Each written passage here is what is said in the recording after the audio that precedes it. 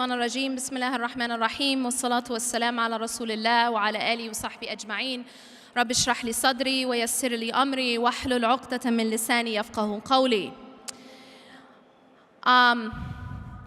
I was asked to talk about a very important topic that is very, very relevant right now, and that was this concept of لا تحزن إن الله معنا. Do not despair, do not be sad, do not lose hope, for Allah is with us. Now before I get to that, I want to talk about some of the things that can make us despair along the path to Allah subhanahu wa ta'ala. See, when you find yourself in a situation that you don't like, when you find something that you want to change, before you can fix any problem, you have to diagnose it properly.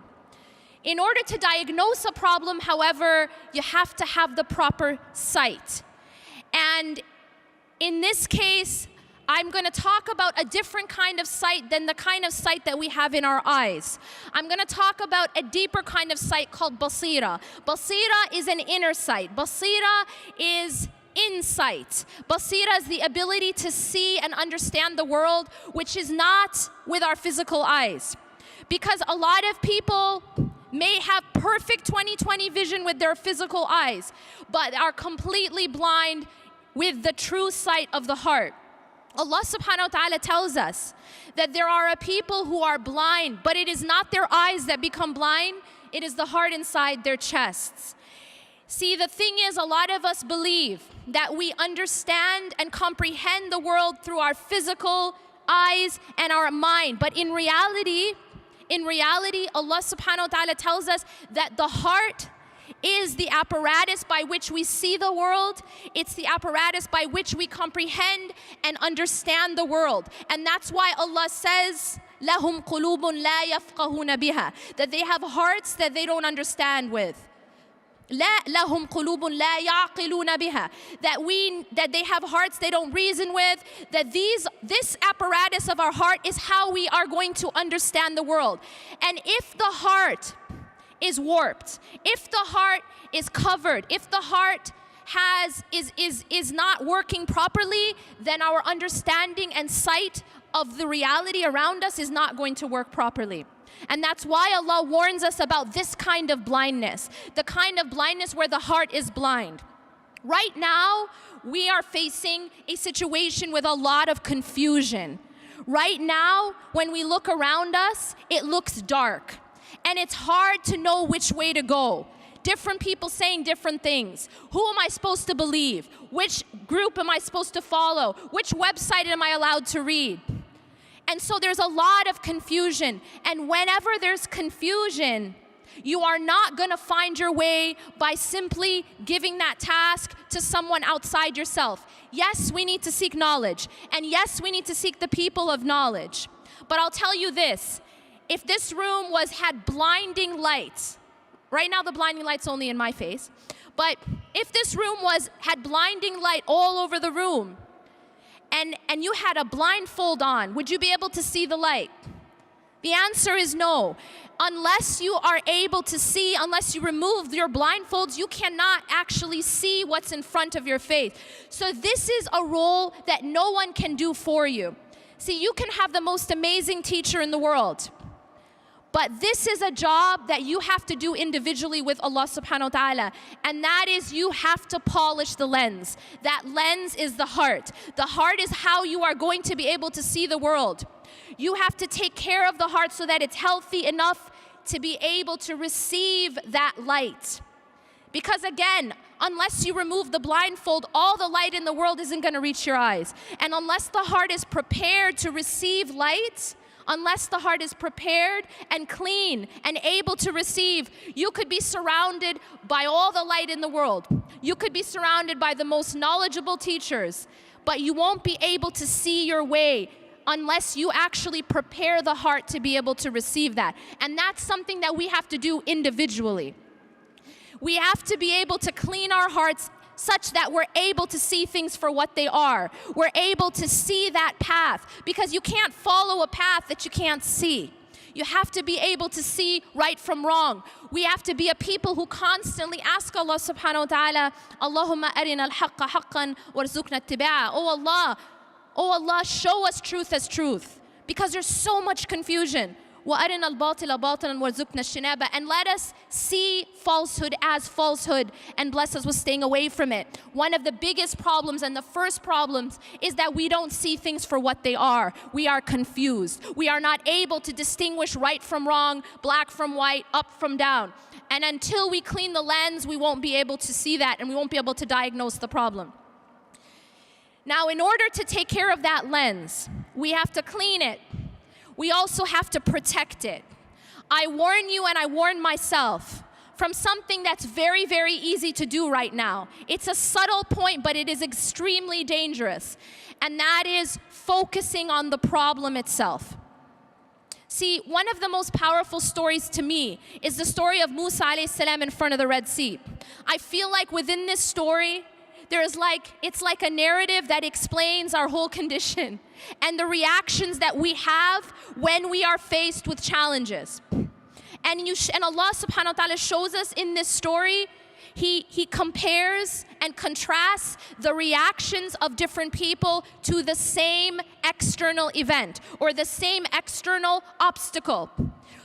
فَلَمَّا تَرَاءَ الْجَمْعَانِ قَالَ أَصْحَابُ مُوسَى إِنَّا لَمُدْرَكُونَ.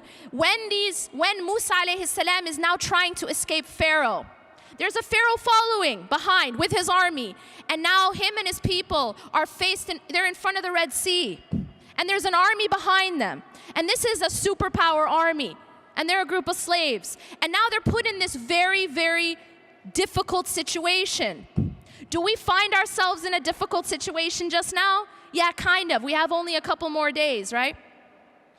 We are in a very difficult situation. And Allah says, when the two groups saw each other, the people of Musa, قَالَ أَصْحَابُ مُوسَى إِنَّا لَمُدْرَكُونَ. The people of Musa alayhi salam said, we will indeed be overtaken.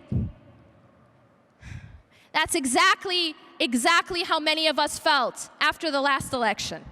We indeed will be إِنَّا لَمُدْرَكُونَ.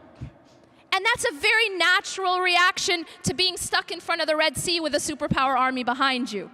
It's a natural reaction that we had. But I want to tell you something amazing, and that is the reaction of Musa alayhi salam. In that same exact situation, he's looking at the same situation, but his basira, his heart is looking at and focused on something else. قَالَ كَلَّا. He said, no, by no means. The word كَلَّا, as you know, is a very emphatic no way, absolutely not. قَالَ كَلَّا إِنَّ مَعَيَ رَبِّي سَيَهْدِينَ. Indeed, my Lord is with me, and He will guide me through this. The reason why I love this story so much is because this story isn't just a story. It's awesome, it's something we tell our kids, but it isn't a bedtime story. It is a sign, and Allah actually continues to say, إِنَّ فِي ذَلِكَ لَآيَةً, that indeed in this is a sign, but most people don't get it. Most people don't understand. It is, you and I are never going to be in front of a large body of water with an army behind us, but we are going to be put in situations where we feel trapped, and we are going to be put in situations where we don't see a way out, and we feel that way just now. We feel that way politically. We feel that way socially to a large degree. But what's so powerful here is how was Musa alayhi salam able to respond in that way? How was he able to say, no, we will not be overtaken. No, I'm not going to be shaken. I'm not even worried that we're going to be overtaken. Why was he able to do that? And the answer is because his focus was not on the problem. His focus was not on the Red Sea, and his focus was not on the army. His focus wasn't on Trump. His focus was on Allah. His focus was that, no, Inna ma'aya Rabbi sayahdeen, my Lord is with me. And if Allah is with you, you don't have to worry. He will guide me through. Allah is teaching us a timeless lesson. We're gonna be put in situations where we feel trapped. That's a promise. We're gonna be put in situations that look impossible. And what also strikes me about his story is that he didn't know how he was gonna get out of that situation. It's not like people were going around splitting seas. This wasn't like a regular occurrence. And yet he did not worry, even though he didn't know how. See, for us, it's easy for us to say, oh, it's no problem because I got a plan, A, B, C, D. We know exactly how it's going to happen. But when you don't have any idea how it's going to happen and you still put your trust in Allah, that is tawakkul. He knew Allah is with me and He will guide me through. Now y'all are going to say, but what about doing our part? I know I'm at Mass. What about doing our part? And the reality is, what's so beautiful about this story is that although obviously Allah subhanahu wa ta'ala was going to save him, Allah still asked Musa alayhi salam to take action. He's asked him to do something. He asked him to take his staff and strike the sea. And so he was still asked to take action. We are still asked to take action. Tawakkul and action are not separate. They have to go together. I'aqilha wa tawakkal, as the Prophet ﷺ says, that you have to tie your camel and at the same time your trust is in Allah. Don't think that they're separate. So often I hear this translated as tie your camel and then put your trust in Allah. That's not what it says. It says اعقلها وتوكل. When the man was told by the Prophet ﷺ, tie your camel and put your trust in Allah, the two are simultaneous. We don't work and then depend on our work and depend on our deeds for results. No, we work and we depend on Allah for results. And that's a very, very important point. One of the things that happens a lot, and this is a pitfall that a lot of us activists fall into, is that we put our trust in our own activism. We put our trust in our own activism. And so what happens is when we don't see the exact results that we wanted, we lose hope.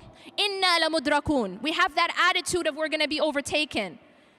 But you see, if you put your trust in Allah subhanahu wa ta'ala, regardless of what you're seeing, you know that He's got your back. And that's what happened with Musa alayhi salam. He was told to strike the sea, so he's taking an action.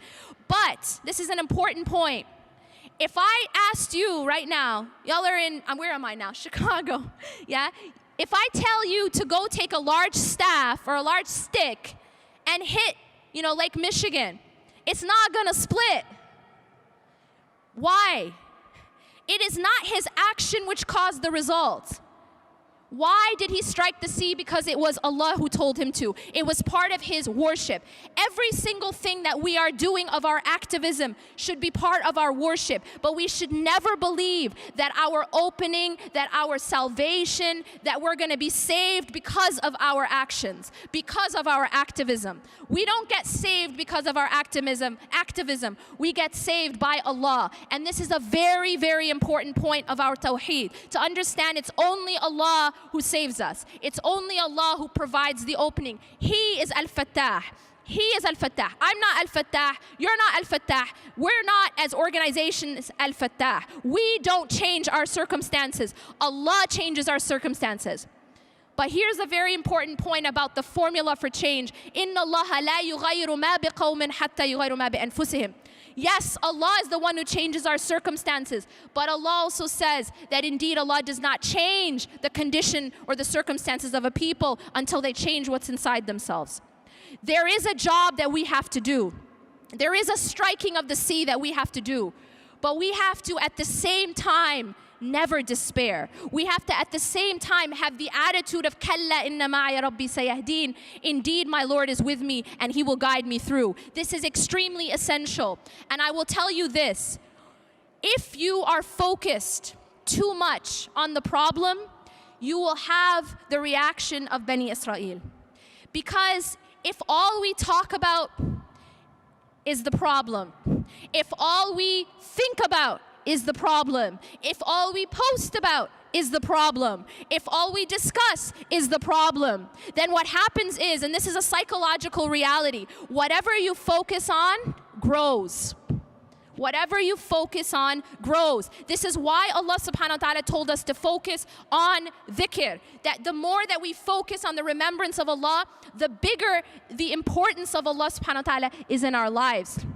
But if we're focused on everything that's going wrong, if our focus is on everyone who's saying this about us, and they're gonna do this to us, and then this, and that's it, and that's my focal point, I promise you, we will fall into despair. And the reason for that is that the problem will actually grow because it becomes our focal point. And this is a dangerous thing that we fall into. Our focal point needs to be Inna ma'aya Rabbi sayahdeen. This is a very different focal point. The focal point of Musa alayhi salam, indeed my Lord is with me and he will guide me through. Yes, I do my part. But while I'm doing my part, my heart is looking at Allah. My heart isn't looking at the problem. My heart isn't focused on what Trump is saying or what Trump isn't saying or what he's gonna do or what he's not gonna do. Yes, I do my part because it's part of my worship. But Allah subhanahu wa ta'ala is my focus. And when Allah is your focus, then you don't fall into despair because you know that Allah's got you.